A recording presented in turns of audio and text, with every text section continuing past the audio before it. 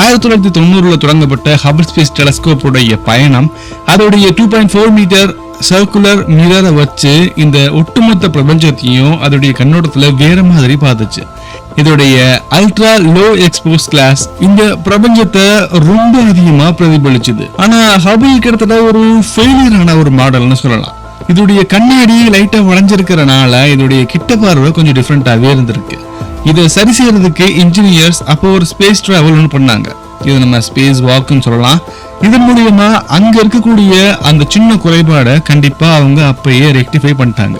அப்ப இருந்து Hubble space telescope இங்க இருக்கக்கூடிய கேலக்சி கிளஸ்டர்ஸா இருக்கட்டும், நெபுலாஸா இருக்கட்டும், காலத்துடைய விளிம்புல இருக்கக்கூடிய பல பொருளை நம்மளுடைய புரிதலை விட்டு வேற மாதிரியான ஒரு வரைபடத்தை கொடுக்கறதுக்கு அதோடைய இமேஜஸை திறந்து கொடுத்துச்சு.